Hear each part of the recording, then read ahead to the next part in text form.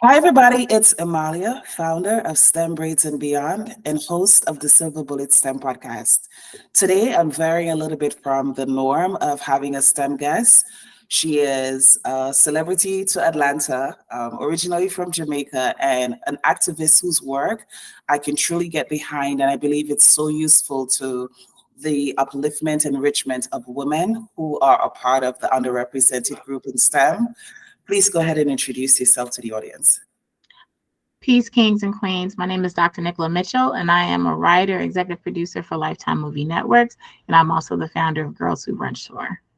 Awesome. So, how can someone get in touch with you if you could just share your handles? Oh, you can follow us on all social media platforms at Girls Who Brunch Tour, and that's on everything spelled out TOUR. You can follow me, Dr. Nicola, NICOLAM, on Instagram and TikTok, and then Miss Nicola, MSNICOLA, on Facebook and Twitter. Okay, cool. I know this backstory, but I think it's so incredible. How did you come up with the concept for Girls Who Brunch?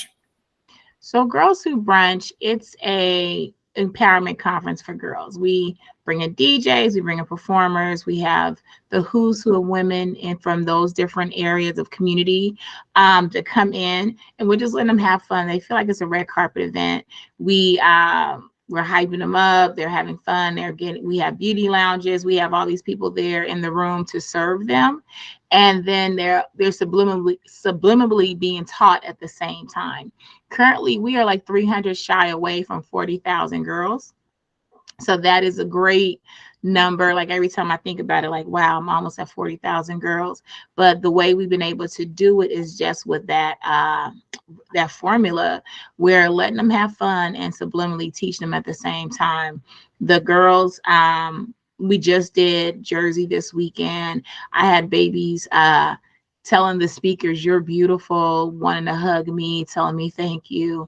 And it also gave us a light on some new issues that are happening. So, every time we go into a city, I think I'm prepared for what's about to happen. And there's something else that just ignites something to tell me that no, there's more social issues that our girls are going through. Got it. So almost 40,000 girls is so Yes, ma'am. impressive. Over the course of how long? How Eight long did it? years. Wow. Ooh, hmm giving me goosebumps. Yeah.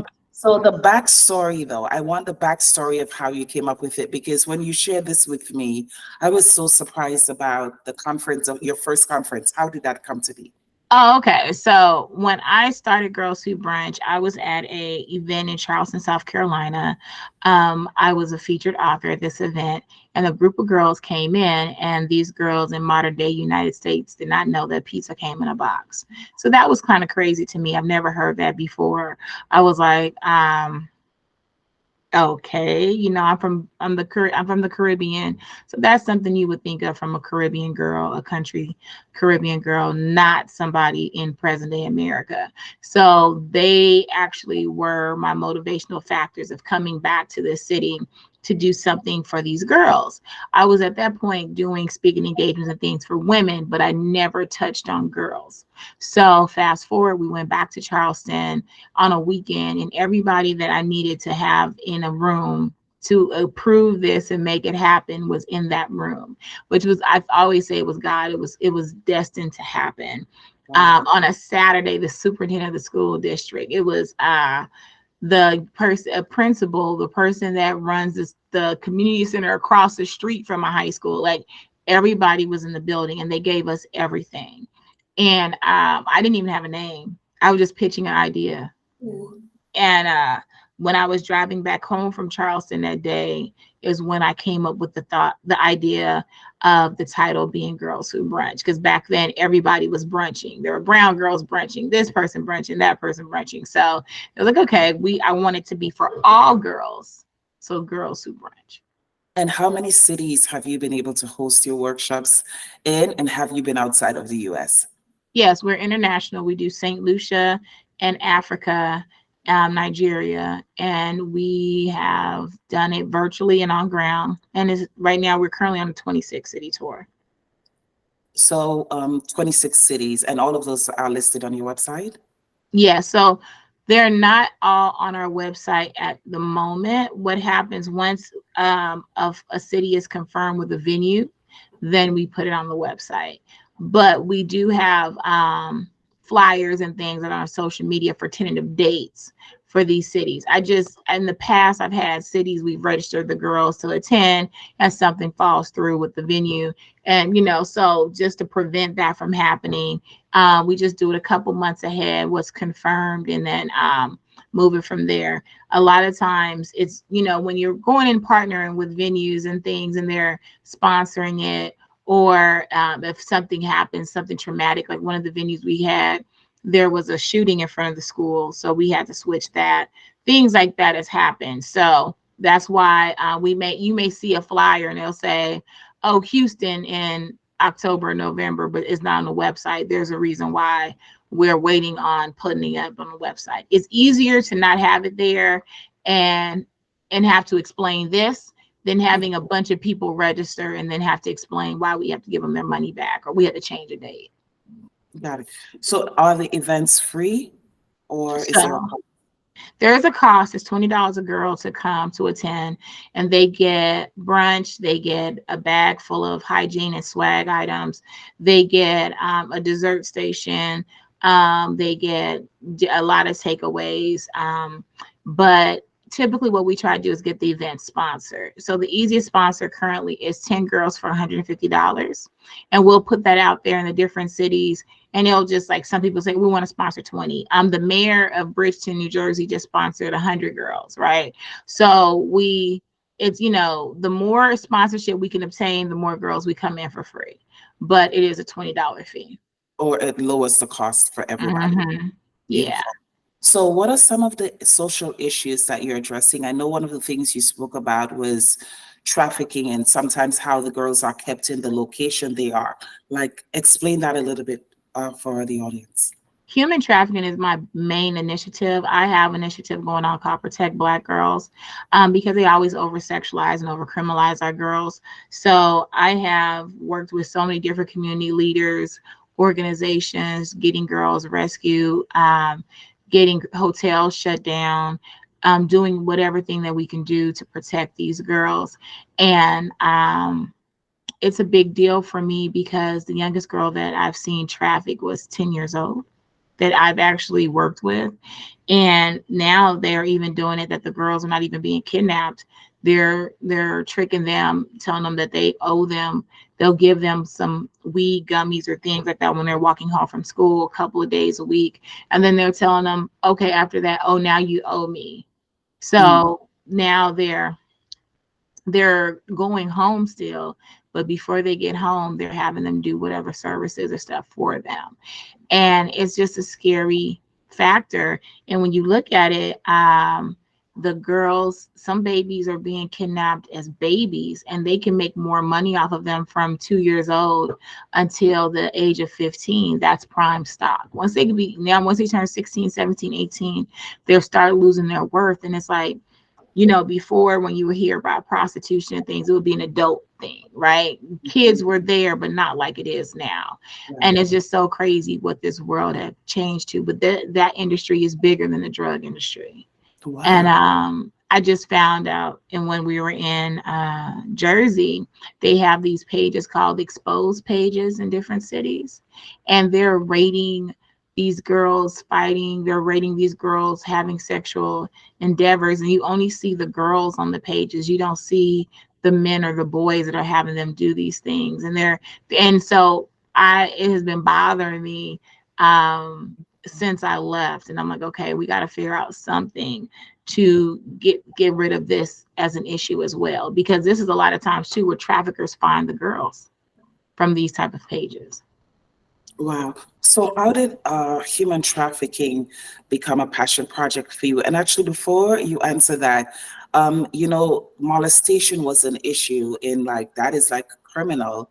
And then it's like molestation now shifted to a form of human trafficking because molestation happens in the home. Instead, they're getting the girls on the way to the house. Like, I mean, it's mind-boggling to me. But how did this become a passion project for you? And do you work with girls of certain ethnicities, We spoke offline about the different demographics, but just for the audience benefit. So I work with all girls, Mm-hmm. but again, like my initiative is protect Black girls because I'm Black. Mm-hmm. And I was a victim of rape and molestation when I was young. The first time I was raped, I was 14 in church. And I was raped several times after that by different people. So it was one of those things that that part, I put it in a box and didn't want to deal with it, right? And so those type of girls were who I thought that needed me more, or teen parents, whatever. But those girls are becoming, rape and molestation is still a big deal, so I can't say that that's becoming a smaller thing. But now, how teen parents, mothers were big when I was younger, now that's not a big issue. There's still teen moms, but not as prevalent as it was when we were younger. Mm-hmm. But now the trafficking factor, that is a big deal. And it's just because now, once I've been bringing these girls in from these different organizations, they're in group homes, they're in the, foster care, and you're talking to them, that's like an underlying thing. Their moms are having sex with their mom's boyfriends, and their boyfriends still, for the mothers, no, but they rather have the man there to help them, right? They've been having, just all these crazy stories I hear. And it's like, okay, what if the parents are not going to break this generational curse? We got to break the generational curse. And the thing is too, like, people joke about Tyler Perry movies and things like that. His movies are all based off of real things. So the stuff that's happening now is not new. It just wasn't seen. Social media is making it more in our face, right? Absolutely. So that is why it's, like I said, it's a bigger deal for me to try to combat that than anything else. Absolutely. Um, so human trafficking and the things that girls are experiencing at an innocent age is a sensitive topic. How, in a workshop style format, are you able to teach the girls, make awareness? Like, how are you able to do that in a sensitive manner where parents feel comfortable? I know your work, but this is for the audience. So what I usually do is I bring in actual people who rescue girls from Homeland Security, folks like that, or actual survivors. When we just did Jersey, Benzie Diaz, she was a trafficking survivor. And we bring them in and let them tell them the truth of how it happened, that they were little girls. They're 12, 13-year-old girls. I had one baby. She had her boyfriend's, what she thought was her boyfriend's father, set her up, and they kidnapped her, and they had her held for several years, and she ended up having babies by the father and things like that. So when you bring these girls in, so it's a difference of me preaching it, like, hey, don't do it, blah, blah, blah, blah, blah. But now I'm bringing in this person who just was there, and they're telling them this is how it happened. The girls respect it. And then I just tell the truth, when the girl, like, if we're so we do those type of sessions, they're more for the older girls, and they're broken down into private sessions, right? So I don't really talk about it to 9 to 11-year-old, but I need to, and I will say it openly on the panel, because those are the girls right now that they're looking for. And so we have a session that's called Loving the Skin That You're In. And we'll talk briefly about that, how mental health, these things like that. And I always talk about bullying, and those are the girls who predators look for. Girls who are hypersensitive, girls who have experienced some sort of abuse and things like that. That's who predators are looking for. And so I'll say that in a room with everybody, but I also let people know that I have a 10-year-old that was just trafficked across state lines. I have a 9-year-old who killed herself from bullying, and because I've worked with these children, I think the parents respect me for telling them this, because it's just trying to be preventative for their child. Got it. The One of the things you haven't mentioned, but in our offline conversation, you had shared about some of the girls from the trailers who had to be removed from the homes. Oh, And yes, I remove girls. yes, so let's go ahead and talk about that just a little bit. So I've had girls who have been in different situations that mothers, boyfriends have abused them. Things have just happened, and I've assisted with getting these girls removed. I had a child when we were in Detroit. She actually put the question in my hand because when we first started, we would do anonymous questions like the fishbowl setting and during the panel discussions. And so the questions could be, my mother called me a mistake, to what if my predator is coming to me at night, right? And so she and the little girl asked me to answer the question, but I answer the questions, and I'm also very open. So when we come in, even before this, when they introduce me, they'll read my entire bio. So they're looking at Forbes, Black Enterprise, blah, blah, blah, blah, right? And then you'll hear me say, once I come in, I was raped when I was 14. I had my first baby at 15, the second one at 19, and I tell them the truth. People told me I wasn't going to make it. So now that opens them up, because number one, I'm coming in, I'm looking young. Because whenever I say I'm an old lady, they're like, wait, what? I look young, I'm dancing with them, I'm having a good time with them. And then I'm them. I always get somebody that wants to talk to me offline. But then with, like I said, the panel discussions, the girls would put their questions in. And so I've always let them know, hey, if you want help, don't DM Girls Who Brunch, DM me. Right. And I'm the one who would just get it, nobody else. And I've helped get girls moved to cross state lines to a different family member's house. Just things that I wish somebody could have done for me. Absolutely. When I was in those situations. So it's a lot. There's so many different stories, so many different situations. But every time I go somewhere, it just is like another confirmation of why this is needed. As you were speaking before the previous answer now, I remember years ago, Oprah said that she didn't realize that she had been molested until she had a guest, because one of her relatives was sleeping with her.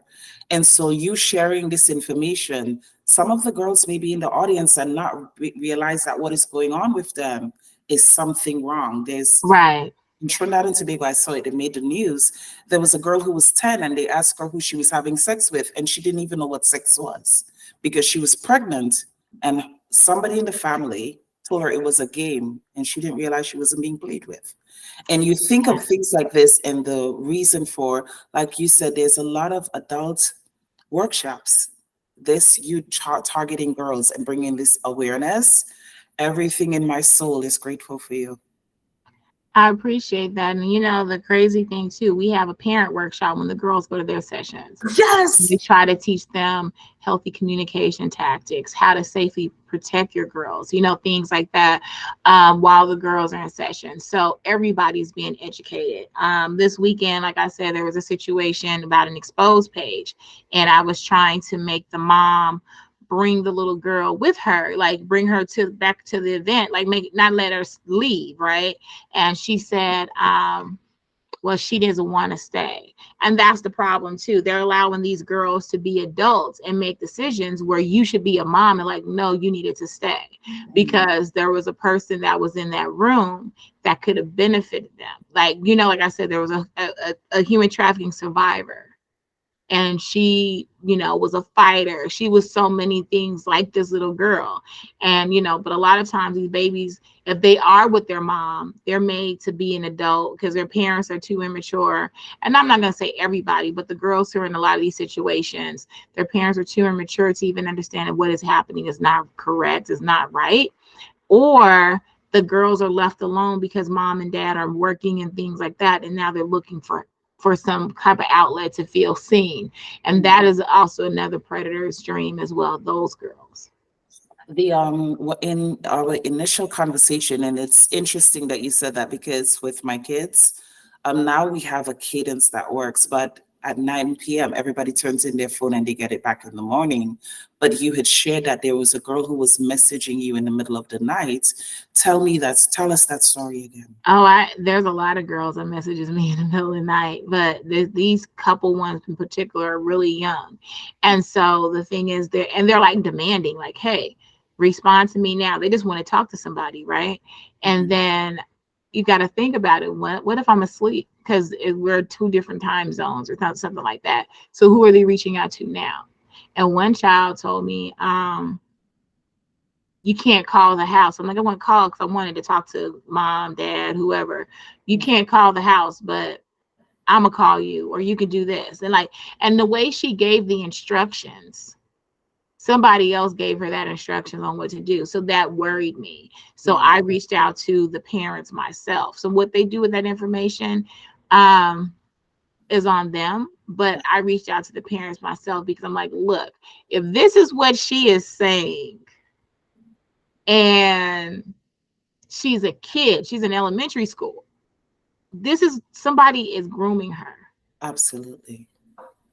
So those are the type things that I want the parents to see and to understand with the what's going on with social media, with the phones, with online. I had another child in St. Lucia. It was a kids chat app. I forgot what it's called. I mean, it was like little cartoon characters and stuff. And a guy approached her from there, having her sent. Then they moved it to Instagram, having her pose and send pictures and things like that. But again, you praise God that, you know, I do try to be like their friend. Yeah. So they're being honest. Like I joke about them, but I'm like, at least they're not lying. They're like, yeah, I did it. This is what happened, you know.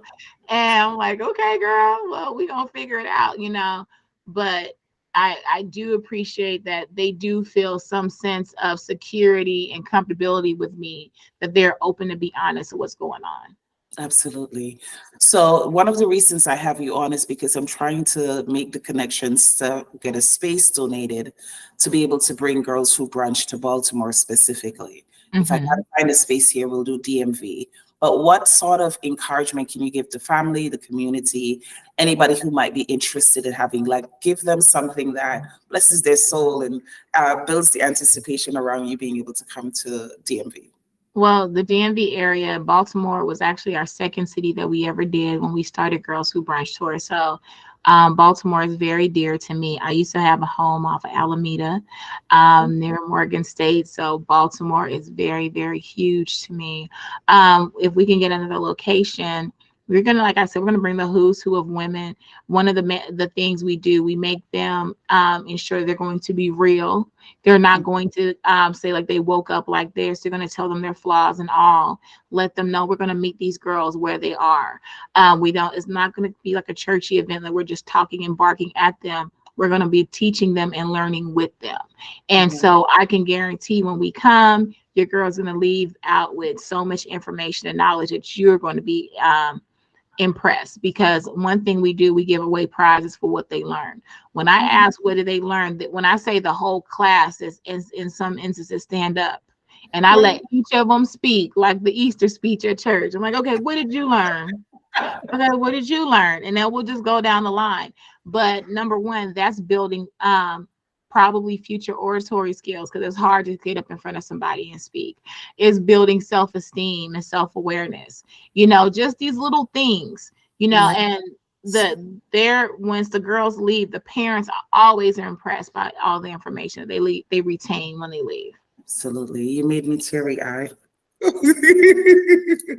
Well, thank you so much for your time today. Until next time, bye, everybody. Bye. Thank you for having me, Queen. Absolutely.